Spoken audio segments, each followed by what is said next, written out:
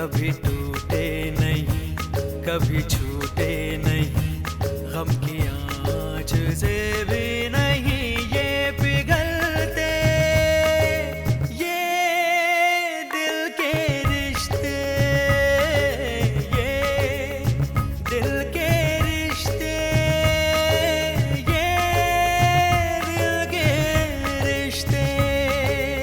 अगर वो 40 गांव से होती तो हमें लगता कोई करीब की है, मगर वो दिल्ली से बोल रही है और आपको सबूत देगी। ये तो सबसे बड़ा सबूत है जिससे साबित हो जाएगा कि शंकर बेगुनाह है। चलो रश्मि, पुलिस स्टेशन चलते हैं। एक मिनट से ज्यादा। अगर बदला ही लेना चाहती है तो ले लेती, ऐसे फोन करके धमकाने का क्या मतलब हुआ ना। वो मुझे तड़पाना चाहती है, इसीलिए उसने मुझे फोन किया।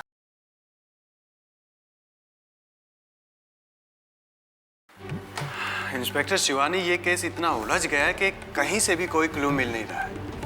और शंकर भी अपना गुनाह कबूल करने के लिए तैयार नहीं है। सर, सिकंदर आपसे मिलना चाहते हैं। ठीक है, भेज दो उसे अंदर। अब ये सिकंदर क्यों मिलना चाहता है? आने दो, देखते हैं। आदाब ऑफिसर। आइए मिस्टर सिकंदर, बैठिए। शुक्रिया। कहिए, क्या बात है? मैं अपना जुर्म कबूल करने आया हूं ऑफिसर।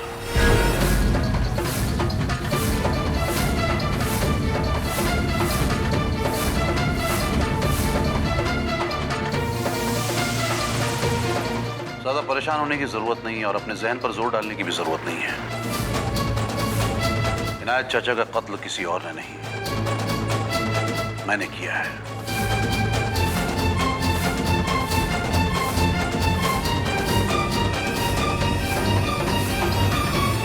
अब तक कहाँ था तू? और ये भी बता, अब तक तेरी जुबान बंद थी तो अब खुल कैसे गई? अब क्यों आया यहाँ?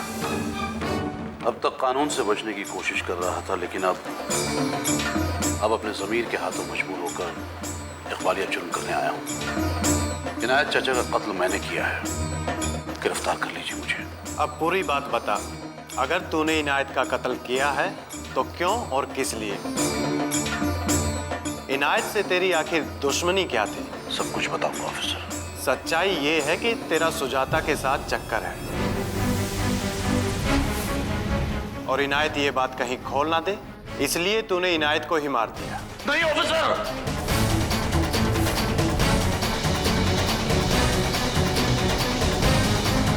ये सच नहीं है। तो फिर सच क्या है?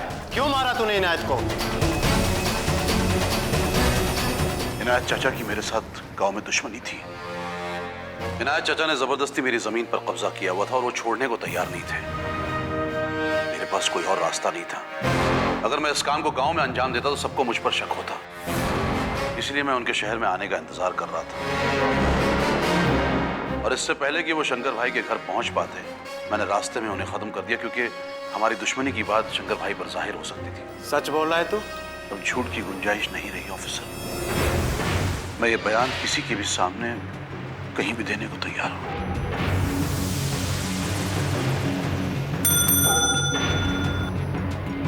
इंस्पेक्टर शिवानी, इसका बयान लो और इसे लॉकअप में डाल दो। चलिए।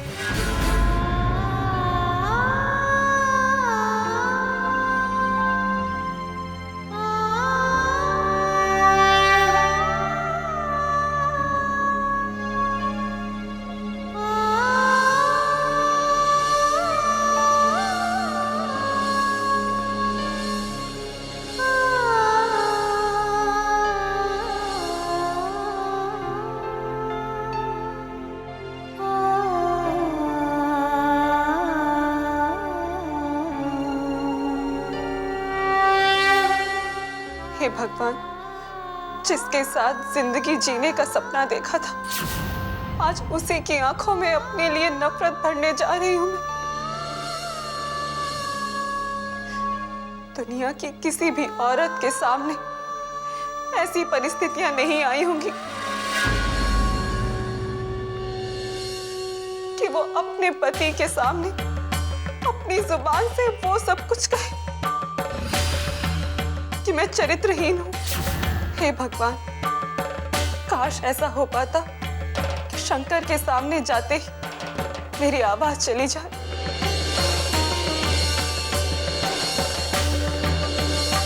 मैं गूंगी हो जाऊं।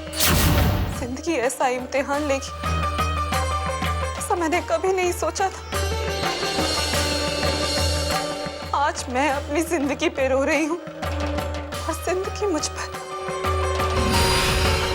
हे भगवान, मुझे शक्ति दीजिए कि वो सब मैं शंकर के सामने कह पाऊं।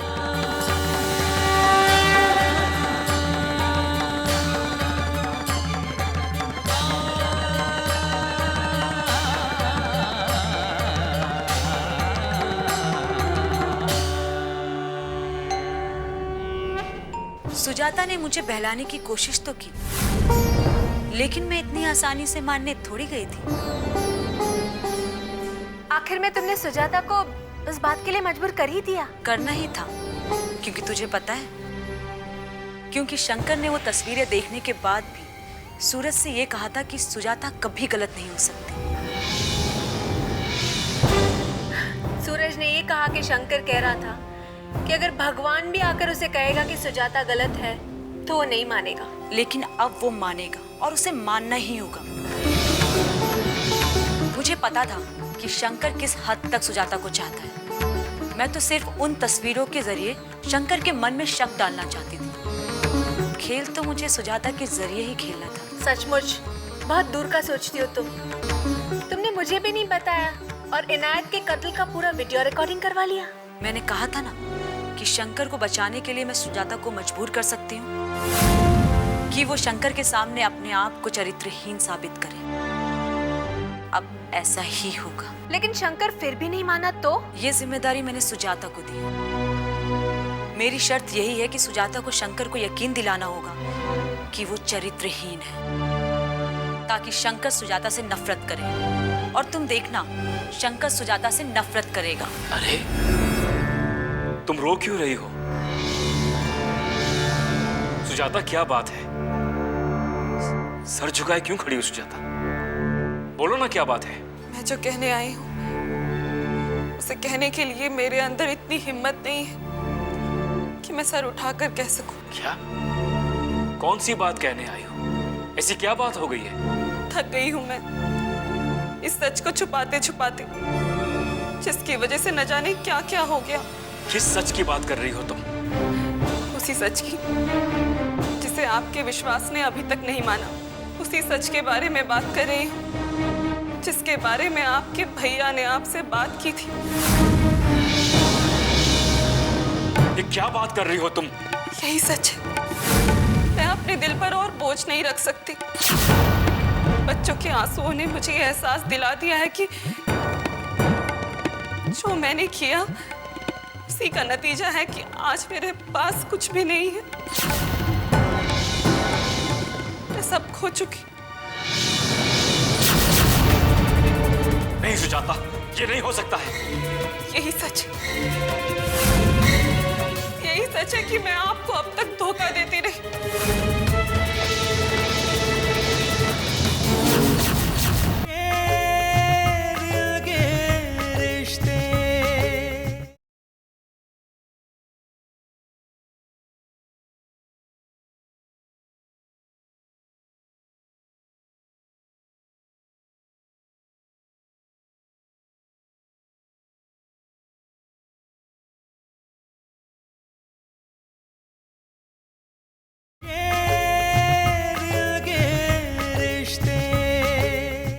सचमुच मेरे कदम बहक गए थे। नहीं, ऐसा नहीं हो सकता है। नहीं हो सकता है ऐसा। तुम झूठ बोल रही हो ना? तुम झूठ बोल रही हो ना? झूठ ही तो बोलती आई हूँ आपसे आज तक। और शायद ये सच आपके सामने कभी ना आता। अगर पता नहीं किसने हमारी तस्वीरें खींच ली और सबको मुझ पर शक हो गया। मैं आपकी गुनहगार हूँ। इतना बड़ा धोखा किया तुमने मुझे। मेरे विश्वास के साथ खेला है तुमने। तुम्हारे चरित्र का अंदाजा लगा सकता हूं मैं। इतना गिर चुकी हो तुम कि मेरे सामने मुझसे ये सब कह रही हो।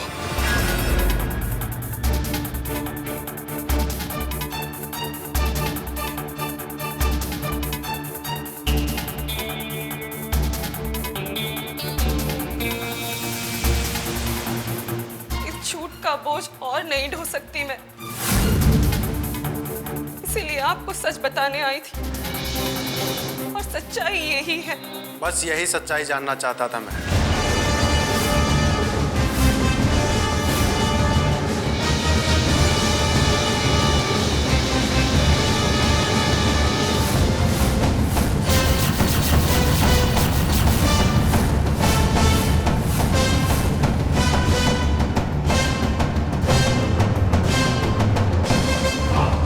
मेरी समझ में आ चुका है कि इनायत के कत्ल के पीछे क्या वजह है।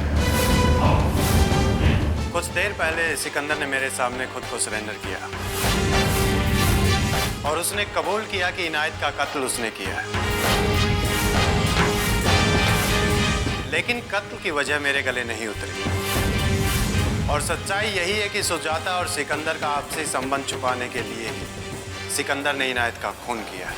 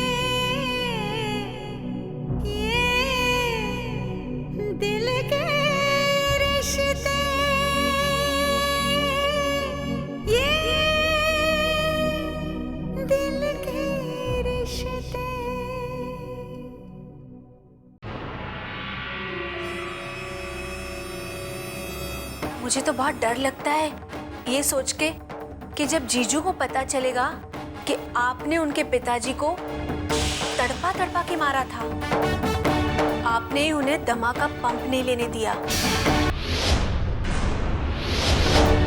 आपने उनका पंप छीनकर फेंक दिया था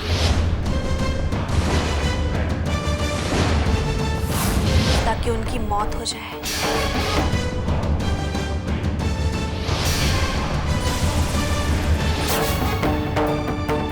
चाहे जो भी हो जाए, पर जीजू तक ये सच्चाई नहीं पहुंचनी चाहिए।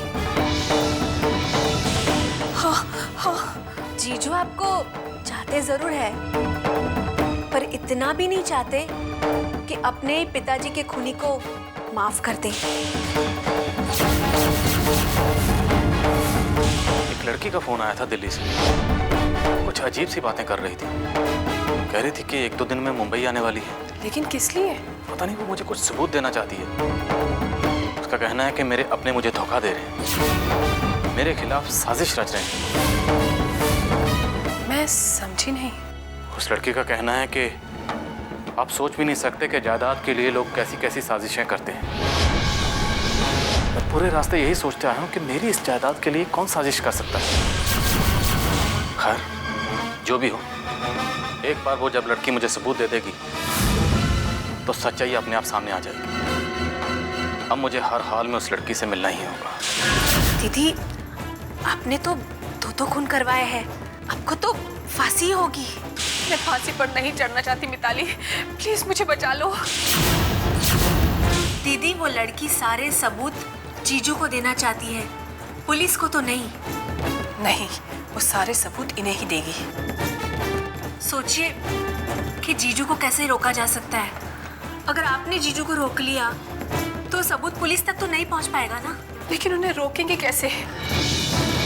दीदी, क्या ऐसा नहीं हो सकता कि जीजू पुलिस स्टेशन तक जाने के लायक ही ना रहे और ना ही पुलिस को कुछ बताने के लायक रहे?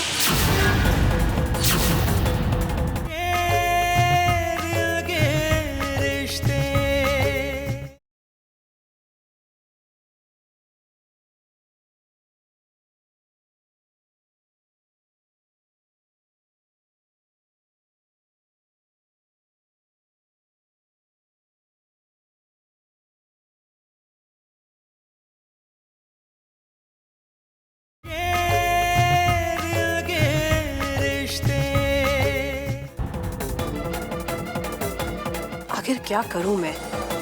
ऐसा लगता है कि अब तक जो जाल बुनती रही उस जाल का फंदा मेरे इर्द गिर्द कसता जा रहा है। निकलने का कोई रास्ता नजर नहीं आता। एक तरफ सूरज सच्चाई के करीब पहुंचने की कोशिश कर रहे हैं। मैंने अपने बचने की राह तो बना रखी थी, लेकिन मैंने कभी सोचा भी नहीं था कि रितेश की कोई पत्नी इस तरह मेरी सच्चाई को बेनकाब करने आ जाएगी। अगर उसने सचमुच सूरज को सब कुछ बता दिया, फिर तो कुछ भी मेरे हाथ में नहीं रह जाएगा। और सूरज अगर मेरे बारे में सब कुछ जान गए तो मुझ पर जरा भी रहम नहीं करेंगे। क्या करूं मैं? क्या मुझे मिताली की बात मान लेनी चाहिए?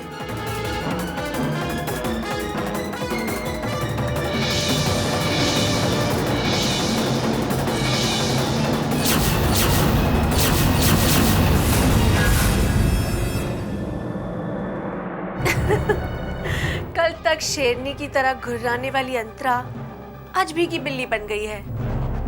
उसके दिल में डर इस तरह बैठ गया है कि कोई उसके दिल से वो डर नहीं निकाल सकता। उसे डरा के ही तो हम उसे मजबूर कर सकते हैं। लेकिन एक बात है रश्मि, रितेश की पत्नी बनकर अंतरा को फोन करने वाली बात सही बैठी है। अगर तुम अंतरा को ये नहीं बताती कि तुम रितेश की पत्नी बोल रही हो तो शायद वो तुम्हारा यकीन ही नहीं करती कि तुम्हें उसकी सारी सच्चाइयाँ पता है। अरे ये सब तुम मुझसे क्यों कह रही है? सुनकर ऐसा लगता है कि रितेश की पत्नी मैं ही हूँ। अरे रितेश की पत्नी तुम हो और ये सारा प्लान भी तो तुम्हारा था। हाँ, लेकिन अंतरा को दूर दूर तक ये शक नहीं है कि मैं रितेश की पत्नी हो सकती हूँ।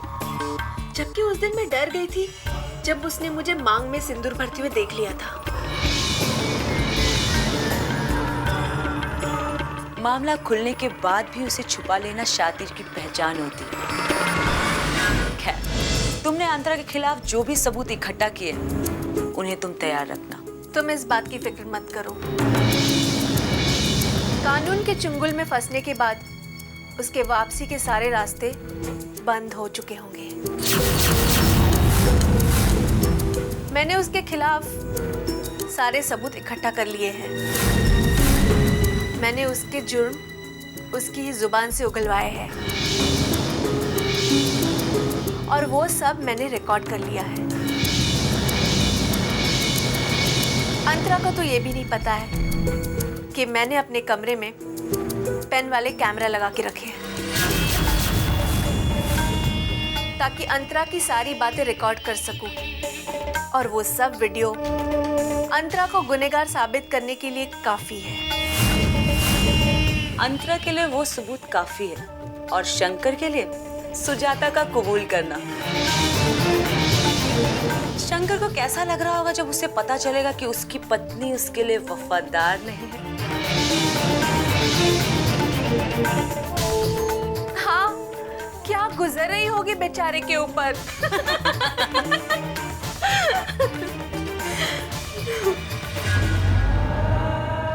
थक गई हूं मैं इस सच को छुपाते छुपाते, जिसकी वजह से न जाने क्या क्या हो गया।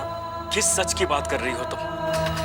उसी सच की जिसे आपके विश्वास ने अभी तक नहीं माना। उसी सच के बारे में बात कर रही हूँ जिसके बारे में आपके भैया ने आपसे बात की थी। ये क्या बात कर रही हो तुम? यही सच है। बच्चों के आंसुओं ने मुझे यह एहसास दिला दिया है कि जो मैंने किया उसी का नतीजा है कि आज मेरे पास कुछ भी नहीं है।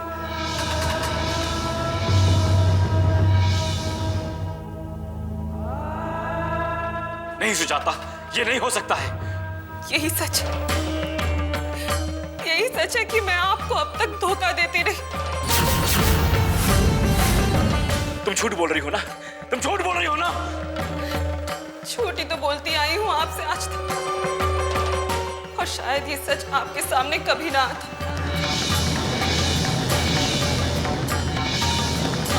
कर पता नहीं किसने हमारी तस्वीरें खींची और सबको मुझ पर शक हो गया। मैं आपकी गुनहगार हूं।